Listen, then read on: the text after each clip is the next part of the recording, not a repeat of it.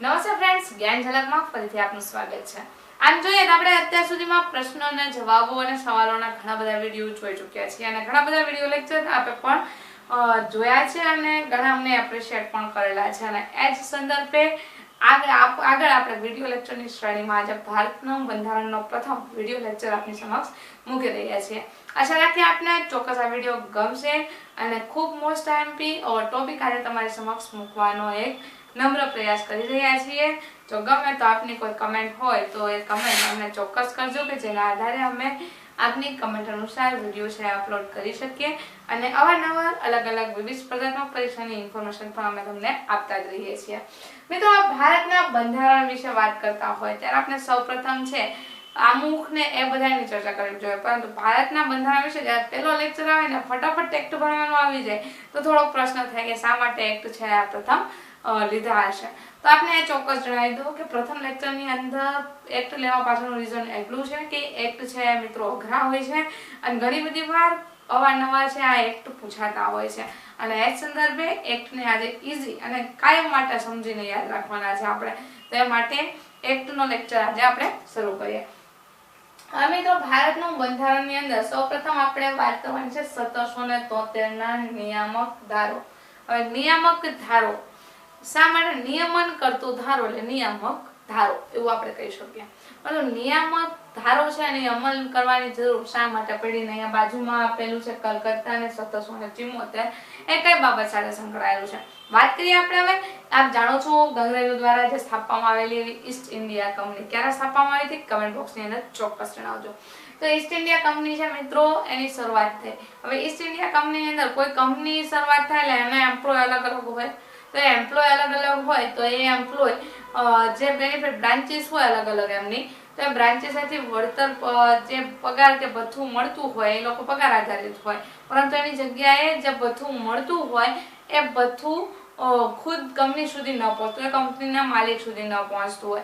તે સંદર્ભે East India company છે લોસમાં ચાલવા માંડી અને લોસમાં ચાલવા માંડી એનું રીઝન તપાસવામાં આવ્યું અને એ માટે સંસદને એની જાણ કરવામાં આવી કે સંસદને જ્યારે વસ્તુની જાણ કરવામાં આવે તો ભાઈ શું બની રહ્યું છે કે જેના કારણે આ કંપની છે લોસમાં ચાલી રહી છે, ત્યારે આ નિયામક ધારો છે એની રચવાની ફરજ પડી અને 1773ની સાલમાં નિયામક ધારો છે અમલમાં આવ્યો। સમજાય છે ને મિત્રો કે ઈસ્ટ ઇન્ડિયા કંપની છે એનો જે વળતર મળવું જોઈએ એટલો પૈસા ન મળતા એ કંપની લોસમાં ગઈ અને એની પાછળનો જવાબદાર હતો એ જે તે એમ્પ્લોય હોય એની કંપનીના રોકાયેલા હોય એ જવાબદાર હતા અને એટલા માટે કંપનીએ એવો નિર્ધારણ કર્યો કે ગવર્નર ઓફ બેંગોલ, કોની નિમણૂક કરી મિત્રો? Governor of Bengal.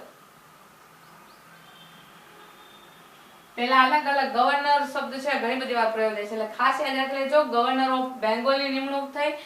Governor of બેંગોલની નિમણૂક થઈ તો પ્રથમ ગવર્નર ઓફ બેંગોલ કોણ હતો?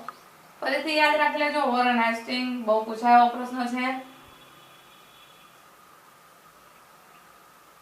હા, વોરન હેસ્ટિંગ છે ગવર્નર ઓફ બેંગોલ બન્યો, પરંતુ હવે જે અલગ અલગ હતી 2-3 ગવર્નર હતા। હવે જ્યારે ઈસ્ટ ઇન્ડિયા કંપની હતી ત્યારે અલગ અલગ ક્ષેત્રથી ચાલતી હતી, જેમ કે આપણે પીઝા ઝોન હોય તો એની ફ્રેન્ચાઇઝી ઘણી હોય, યુએસ પીઝા એવું નામ હોય, પરંતુ એ દરેકને સેન્ટર વાઇઝ કે જિલ્લા વાઇઝ અલગ અલગ ફ્રેન્ચાઇઝી હોય। એમ ઈસ્ટ ઇન્ડિયા કંપની છે મિત્રો એની ફ્રેન્ચાઇઝી અલગ અલગ હતી અને અલગ અલગ ની અંદર એક મદ્રાસ હતું અને બીજું છે મુંબઈ હતું।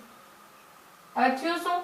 નિયામક ધારો અમલમાં આવ્યો એટલે આજે મદ્રાસ અને મુંબઈ આ બંને માટે આપણે યાદ રાખશું ગવર્નર છે અલગ અલગ હતા, મદ્રાસનો અલગ હતો, મુંબઈનો અલગ હતો, પરંતુ થયું શું તો કે બેંગોલનો ગવર્નર ઓફ બેંગોલ મૂકવામાં આવ્યો અને એની નીચે મદ્રાસ અને મુંબઈ બંનેના ગવર્નર છે એને રાખી દેવામાં આવ્યા। હવે વોરન હેસ્ટિંગ નામ ફરીથી યાદ કરાવી દઉં તમને, ગવર્નર ઓફ બેંગોલ હતો પ્રથમ। ત્યાર પછી નિયામક ધારો છે એની અંતર્ગત 1774માં સર્વોચ્ચ અદાલતની સ્થાપના કરવામાં આવી। ક્યાં સ્થાપના કરવામાં આવી? કલકત્તામાં। બીજો મહત્વનો પ્રશ્ન છે આ કે સર્વોચ્ચ અદાલતની સૌપ્રથમ સ્થાપના ક્યારે કરવામાં આવી? તો 1774 યાદ રાખશું। કયા ધારા અંતર્ગત કરવામાં આવી? 1773ના ધારાની અંતર્ગત આની રચના કરવામાં આવી। હવે બીજો મુદ્દો મિત્રો આપણે યાદ રાખીએ, 1781માં નિયામક ધારાની ત્રુટિને નિવારવા માટે બીજો એક નિયામક ધારો રજૂ કરવામાં આવ્યો છે સુધારા વધારા સાથે. હવે આપણે દાખલા તરીકે કોઈ એક નાનકડી એવી વસ્તુ આપણે રચના કરેલી હોય, કોઈ એક પેન્ટિંગ બનાવેલું હોય અને પેન્ટિંગને બીજી વાર જોઈએ તો આપણે ભાઈ આ બાજુ જે પક્ષીઓ દોર્યા એની કરતા આપણે થોડા પક્ષીઓ પેલી બાજુ દોર્યા તો સારું. આપણે એવો વિચાર આવે જનરલી. એ જ રીતે અંગ્રેજોને પણ એવો વિચાર આવ્યો કે આપણે જે નિયામક ધારો મૂક્યો ને એની અંદર કંઈક ખોટ રહી ગઈ છે અને એટલા માટે એ નિયામક ધારાની પુષ્ટિ અંતર્ગત બીજો નિયામક ધારો 1781 માં અમલમાં આવ્યો. ખાસ યાદ રાખી લેજો, એનું માત્ર મોટિવ એટલું જ હતું કે જે આગળનો નિયામક ધારો રજૂ કરવામાં આવેલો છે તેની ત્રુટિનું નિવારણ કરવું. ત્રુટિ મીન્સ સતીઓ. ત્યાર પછી આપણે વાત કરીએ 1784 માં નવો એક્ટ આવ્યો, પિટ્સ ઇન્ડિયા એક્ટ. આ પિટ્સ ઇન્ડિયા એક્ટ છે એની પાછળનું રીઝન શું છે કે બોર્ડ ઓફ કંટ્રોલ. હવે કોઈ પણ આપણે ધારો કે 4-5 ઘોડાઓ છે ને લઈને જઈએ અને રથ પાછળ બાંધી દઈએ તો હવે 2 ઘોડા છે આ બાજુ ચાલશે, 2 ઘોડા આ બાજુ ચાલશે. થાય એવું કોઈ પણ નિયંત્રણ રહી શકે નહીં. અને નિયંત્રણ લાવવું હોય તો ચારેયને જે 4 કે 5 ઘોડાઓ બાંધેલા હોય એની લગામ છે કોઈ વ્યક્તિના હાથમાં સોંપવી પડે. તો એ જે વ્યક્તિ છે આ શું છે? Board of control. તો પિટ્સ ઇન્ડિયા એક્ટ છે શા માટે નિમણૂક કરવામાં આવ્યો? જે ઈસ્ટ ઇન્ડિયા કંપની છે એના બોર્ડ ઓફ કંટ્રોલ નિયમન કરવા માટે આ જે ધારો છે અમલમાં આવ્યો.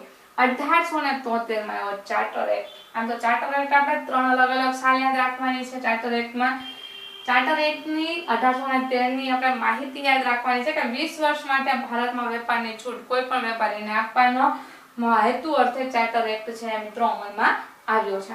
હવે 1833 માં જે ચાર્ટર એક્ટ દ્વિતીય આપણે જેને કહેવું હોય તો કહી શકે, તો એનું પાછળનું રીઝન શું હતું? તો કે ભારતનો પટ્ટો 20 વર્ષ વેપાર માટે